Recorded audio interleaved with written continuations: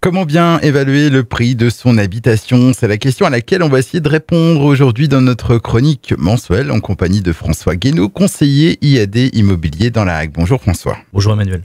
Alors pour vendre sa maison, différents critères entrent en compte. Quels sont-ils? Alors c'est vrai que les critères sont très nombreux. Il y a d'abord bien sûr les caractéristiques de logement, à savoir sa date de construction, les matériaux de construction utilisés, la surface habitable, le nombre de pièces, la présence d'extérieur ou d'annexe ou l'orientation des pièces de vie. Alors c'est vrai qu'en immobilier, l'emplacement joue un rôle crucial dans l'estimation d'un logement. Un bien n'a pas la même valeur en fonction de la ville, du quartier et même parfois de la rue dans laquelle il se situe. Il faut prendre en compte l'accessibilité de la maison et la proximité des transports, des écoles, des commerces, etc. La vue, la mitoyenneté, le niveau de nuisance sonore sont autant d'autres critères qui mettent en concurrence les maisons entre elles. Alors les travaux à réaliser ont également un impact sur le prix de vente? Également, ils ont un impact, c'est vrai. Donc l'impact ne sera pas le même qu'il s'agisse de repeindre les murs ou de refaire l'isolation. Les résultats du diagnostic énergétique, le DPE, sont aujourd'hui au cœur des estimations. Il y a également le sentiment. Les sentiments entreront nécessairement en jeu, car ils ne peuvent pas être quantifiés. Ce sont les fameux coups de cœur ou les biens historiques, sans oublier la rareté qui poussera mécaniquement la valeur à la hausse. Alors, on va se positionner en tant que vendeur. Comment je fais pour fixer donc le prix de mon habitation? Alors c'est vrai qu'on peut se dire, je connais la surface de mon logement, je peux trouver sur Internet le prix au mètre carré, je n'ai plus qu'à faire une multiplication, mais ce n'est pas si simple que ça. Alors pour se faire une première idée des prix de vente, on peut bien sûr se retourner vers les estimateurs en ligne.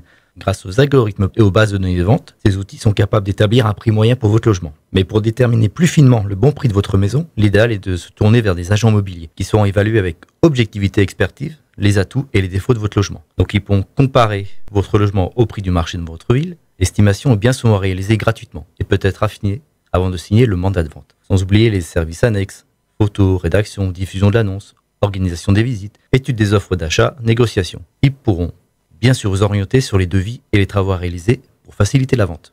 Alors, quels sont les risques à surestimer la valeur de son bien? Alors, c'est vrai que beaucoup de vendeurs ont tendance à vouloir afficher un prix haut avec une marge de négociation, parce qu'on ne sait jamais, comme on dit. Avec une mauvaise estimation, vous risquez une vente compliquée, peu de visites, beaucoup de négociations, conséquences sur le financement de votre prochain logement. Alors, une maison mise sur le marché au bon prix aura tendance à se vendre rapidement sans négociation, ce qui est préférable même en tenant compte des honoraires de l'agence immobilière. On va se positionner cette fois en tant qu'acheteur. Comment savoir si j'achète au bon prix? Donc, on va revenir un petit peu sur ce que j'ai dit, donc en vous tournant vers une agence immobilière pour acheter, ou en consultant les annonces telles que Le Bon Coin ou Bien Ici. Vous aurez plus de chances de trouver des biens dont le prix est correctement estimé, même si vous avez la possibilité de négocier. Alors, il est d'ailleurs préférable de consulter quelques annonces pour pouvoir construire un projet cohérent avec son budget. Pour l'acheteur, il n'y a pas que le prix de l'annonce qui compte. Il faut en effet s'intéresser également au montant des honoraires de l'agence, des frais de notaire, des impôts locaux, des factures, des charges de copro ou d'éventuels travaux. Le bon prix pour l'acheteur est donc celui qui combine son budget avec ses envies. Enfin, est-ce qu'il y a un bon moment pour vendre ou acheter un bien immobilier? Alors pas vraiment. Des maisons, ils s'en vendent toute l'année. Même c'est vrai qu'il y a un pic d'acheteurs dits famille au printemps pour faire coïncider le déménagement avant l'été ou la rentrée scolaire. Alors sur le plan purement économique, c'est plus intéressant d'acheter quand le prix immobilier, bien sûr, est au plus bas. Même si le coût du crédit immobilier est élevé au moment de l'achat, vous avez toujours l'espoir de pouvoir négocier plus tard. Eh bien, merci pour ces renseignements, François Guénaud. Merci à vous. On rappelle donc que vous êtes conseiller IAD immobilier dans la Hague et qu'on peut vous contacter par téléphone au 06 67 18 96 75, 06 67 18 96 75 ou bien par mail à françois.guénaud@iadfrance.fr.